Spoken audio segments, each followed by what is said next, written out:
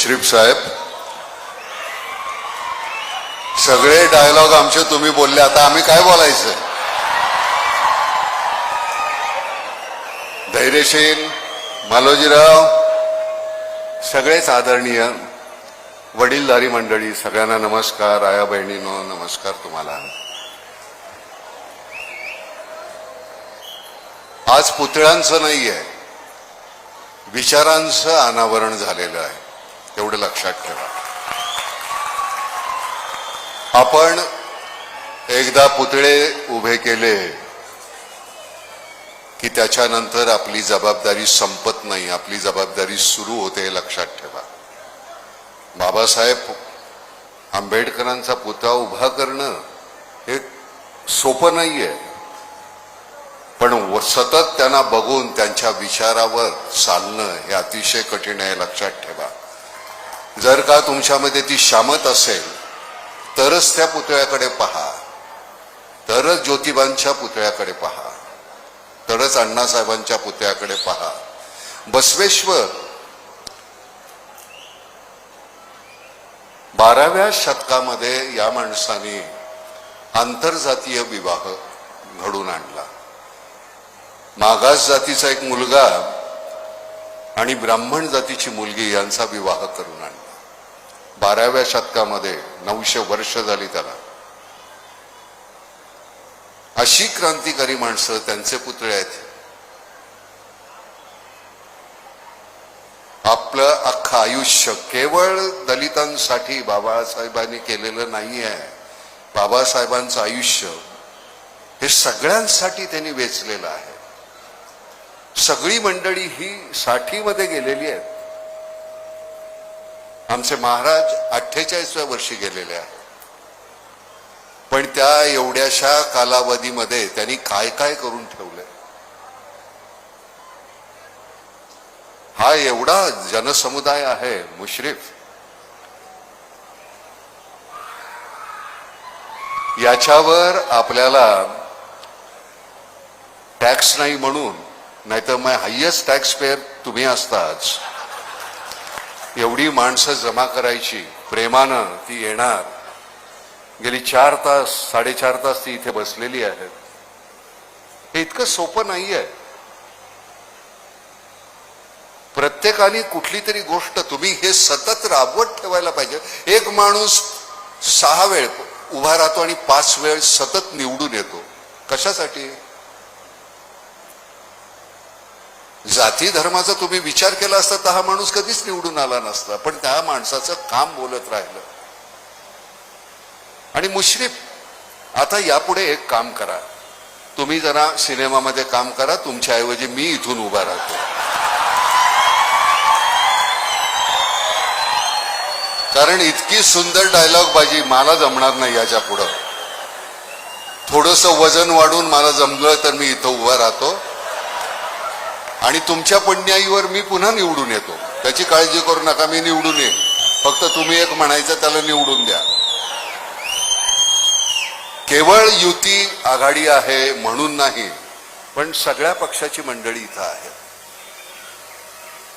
सरतेशेवटी आम्हाला ह्या तुमच्यासाठी काम करायचं आहे. तुम्ही आम्हाला काहीतरी दिलं, मला काही देणं घेणं नाही तुम्ही कुठल्या पक्षाचे आहात. तुम्ही आम्हा सामान्य लोकांसाठी काम करता का, हा सगळ्यात महत्वाचा मुद्दा आहे. माझ्या 2 वेळच्या जेवणाची, माझ्या छपराची, माझ्या वस्त्राची मला भ्रांत आहे, तेवढं तुम्ही पूर्ण केलं. आम्ही आहोत तुमच्या मागं. आम्ही केवळ प्रेम करू जाणतो, पण म्हणून आम्हाला तुम्ही दाबू नका. तुम्ही म्हणजे कोणीही राजकारणी, मी कुठल्या पक्षाचं म्हणून म्हणत नाही. निवडून देतो त्यावेळी ही तुमची जबाबदारी आहे. निवडून आल्यानंतर आमच्या विवंचना दूर करणं आणि सातत्यानं 25 वर्ष तुम्ही करताय. ते 25 वर्ष हा छोटा कालावधी नाहीये. भ्रष्ट होण्यासाठी थोडीशी एवढीशी पॉवर पुरेशी असते, पण ते नाही झालं. मुश्रीफ तसेच राहिले.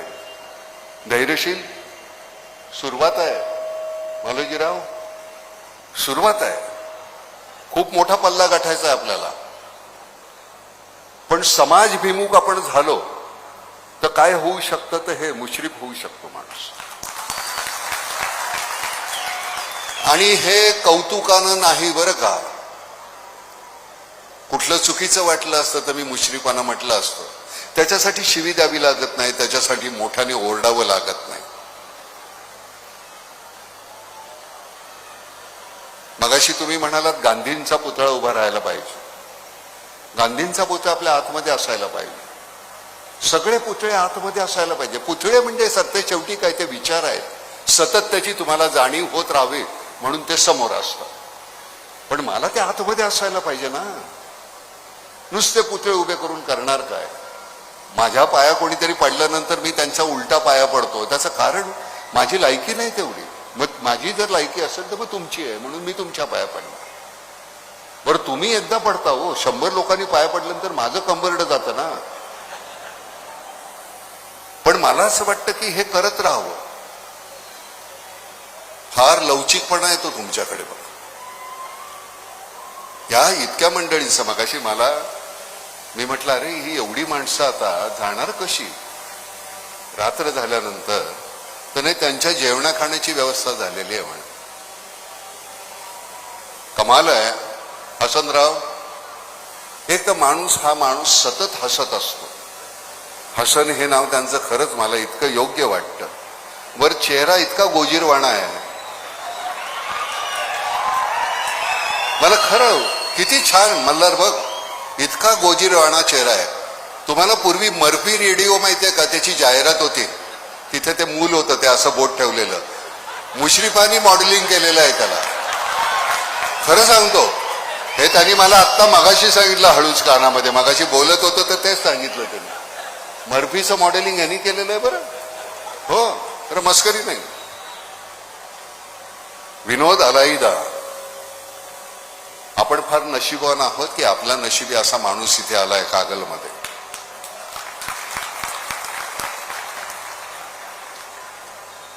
खात्रीनं मी सांगतो, पुढच्या निवडणुकीला मुश्रीफ निवडणुकीला उभे आहेत एवढं पुरेसं आहे. त्याचा प्रचार करण्याची कधीच आयुष्यात गरज वाटणार नाही.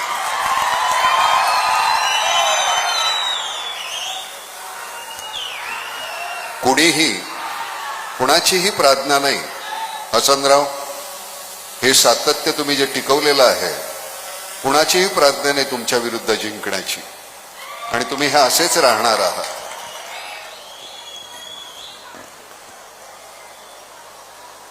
आता एक मच्छर आदमी को हिजडा बना देता, यांच्यासारखं मला नाही बोलता येणार. किती छान अभ्यास करून आले होते ना ते असे. आणि मग पुन्हा असं आणि आये हम मेरे मौत का तमाशा, सगळं छान असं लिहून आलं होतं. शाळेतला मुलगा असतो अतिशय प्रामाणिकपणे अभ्यास करणारा, तसा सगळा अभ्यास करून आले होते. नाही, माझी लोक बसलेली आहेत एवढी. मगाशी तुम्ही म्हणालात की मला अजितदादांकडे अमुक मागायचंय, तमुक मागायचंय.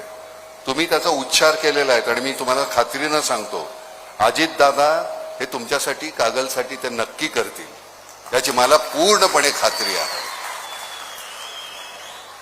अजितदादा हा केवळ माझ्या इलाक्यासाठी काम करणारा, असा विचार घेऊन काम करणारा माणूस नाहीये. इथे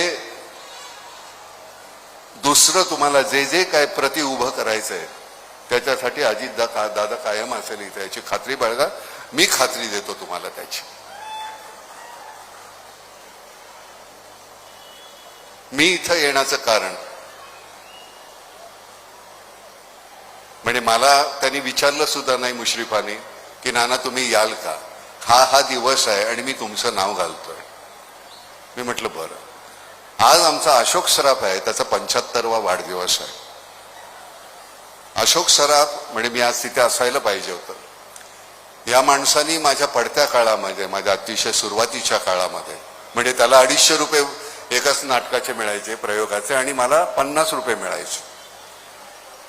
आणि नाटकाचे प्रयोग झाल्यानंतर थोडा वेळ असायचा आमच्याकडे, थोडा म्हणजे भरपूरच वेळ असायचा. मग पत्ते खेळा, कुचाळक्या करा. पत्ते खेळत असताना तो माझ्याबरोबर 5-10 रुपये हरायचा मुद्दाम, का तर मला कमी पैसे मिळतात आणि ते पैसे मला मिळावे. मी त्याचे हात पाय डोक्याला तेल लावून दे पायचे, त्याचे मला तो 5 रुपये द्यायचा. ह्या माणसाने मला खूप सांभाळलं. अशोक सराफ, विक्रम गोखले, आमच्या इंडस्ट्रीमध्ये सगळ्यामध्ये गैरशील. आमच्या इथे जातपात धर्म नाही, ह्या 2 गोष्टी आहेत, राजकारण आणि नाट्य सिने ही आमची. तिथे कोणीच जात नाही, तिथे हुनर बघतात. तसं राजकारणामध्ये सुद्धा फक्त तुमचा हुनर काय, तुम्ही आमच्यासाठी काय. बरं तुम्हाला काय आम्ही गुळ खोबरं दिलेलं नाही ना राजकारणात, या तुम्ही स्वतःहून आलेले आहात. त्यामुळे आता ती तुमची जबाबदारी आहे की सगळं काम, तुमचं सगळं आयुष्य हे आमच्यासाठी समर्पित करायचं, आणि ते तुम्ही केलेलं आहे.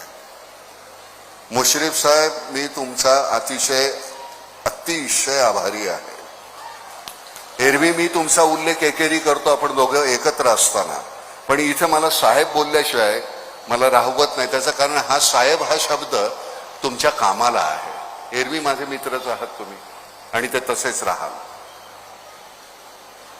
इतका समुदाय पाहिल्यानंतर तुम्हाला खरं सांगू का, मला भाषण करण्यापेक्षा मला नाटक करता आलं असतं ना इथे तुमच्या समोर, त्यात जास्त मला आनंद झाला असता. म्हणजे इथं आखाड्यात यायचं आणि कुस्ती खेळायची नाही, तसं झालेलं आहे.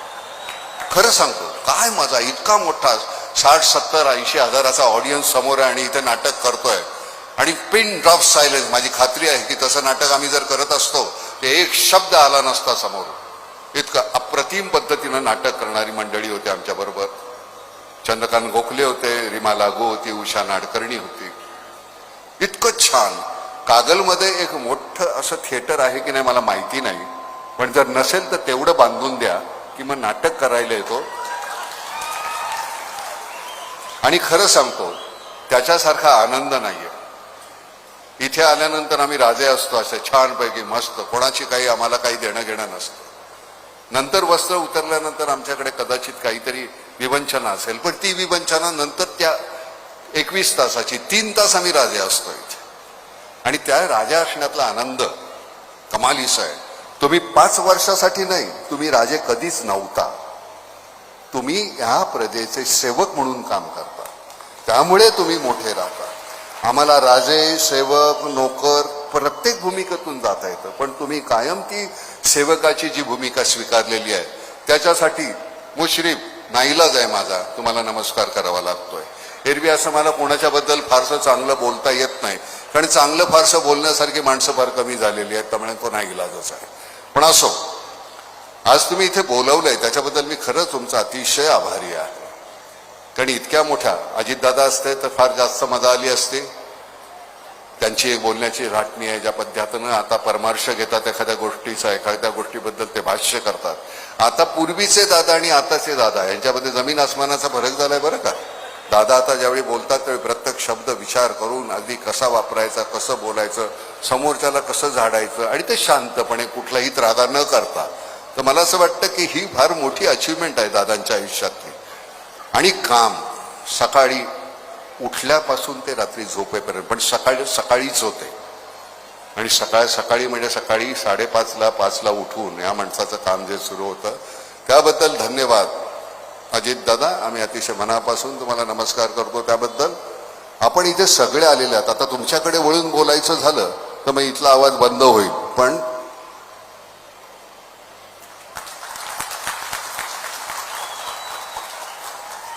तुम्ही सगळे मान्यवर आहात. तुम्ही सगळ्यांनी तुमचं आयुष्य आहे ना समर्पित केलेलं आहे. बदल्यात कधीतरी यश, कधीतरी अपयश. हे माझी आहेत, हे भावी आहेत, हे आत्ताचे आहेत, आजी आहेत, अशी खूपशी मंडळी आहेत. पण आजी, माझी, भावी जे काही जे असते, पण तुम्ही समर्पित केलं हे मान्य. त्यामुळे तुम्हाला सगळ्यांना नमस्कार. तुमच्या आयुष्यामध्ये आलेले चढउतार ते पेलवणं फार कठीण असतं.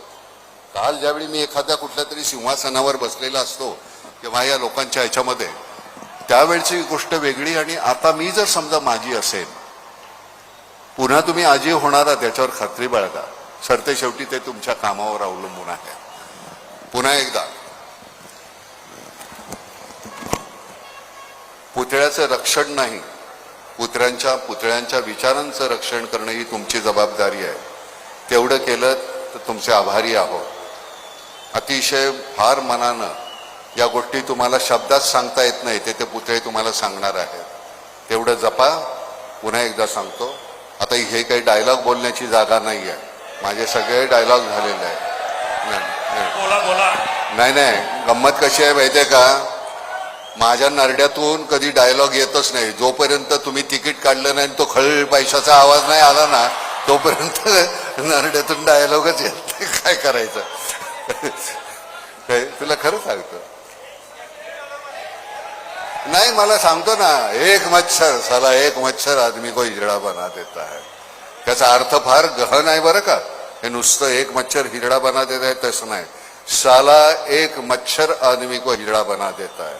सुबह घर से निकलो, भीड़ का हिस्सा बनो, रात को घर जाओ, दारू पियो, बच्चे पैदा करो, सुबह तक फिर एक बार मर जाओ, क्योंकि अंदर का इंसान मर चुका है, जीने के लिए घिनौने समझौते कर चुका है. क्या करे साला एक मच्छर आदमी को हिजड़ा बना देता है. तर असे काही यत्किंचित विचार असतील, ते विचार जर तुम्हाला हिजडा बनवणार असतील तर तसं बनवून घ्यायचं नाही. खूप पद्धतीनं असे विचार तुमच्या कानामध्ये टाकतील लोक. त्या विचारांची पायमल्ली व्हायला पाहिजे. चुकीचे विचार ऐकू नका. सरते शेवटी तुम्हाला मला एकमेकांबरोबरच राहायचंय, हा विचार विसरू नका. आपल्याला जात नाही, आपल्याला धर्म नाही, आपण फक्त शेजार आहे आपल्याला, आणि आपण एकमेकांचे आहोत, हे विसरू नका. मी तुमचा एक विनंती आहे. बोला. नट सम्राट मधला स्वगत नानाजी कृपया. नट सम्राट मधलं स्वगत. नाही, काय होतं गोंधळ. नाही, मी तुम्हाला गंमत सांगतो.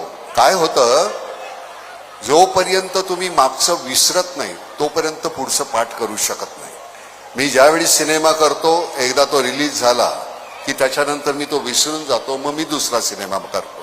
आणि तुम्हाला खरं सांगतो, मला जर आठवलं असतं, मी खरं बोलतो, कुणी घर देतं का घर, तुफान आला कोणी घर देतं का, हे मला आता खरंच नाही आठवत. To be or not to be, that is the question. जगावं की मरावं हा एकच सवाल आहे. या दुनियेच्या उकिरड्यावर खरकट्या पत्रावळीचा हिस्सा होऊन जगावं बेशरम लाचार आनंदानं, की फेकून द्यावं या देहाचं लक्तर त्यात गुरफटल्या जाडेवेनं.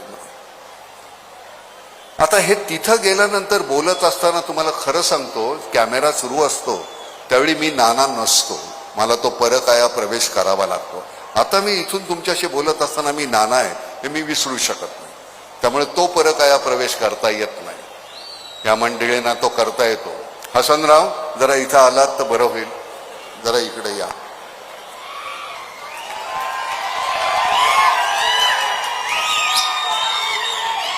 जरा माझं नटसम्राट मधलं एक स्वगत बोला बघू. मला नाही, मी इथे एवढ्यासाठी बोलवलं की मी तुमचा अतिशय आभारी आहे. मी या जनतेच्या वतीनं मी तुम्हाला नमस्कार करू इच्छितो की आम्ही तुमचे उपकृत आहोत. तुम्ही खूप आमच्यावर उपकार केलेत. असंच सातत्यानं आमच्यासाठी काम करत राहा. पुन्हा एकदा धन्यवाद. धन्यवाद.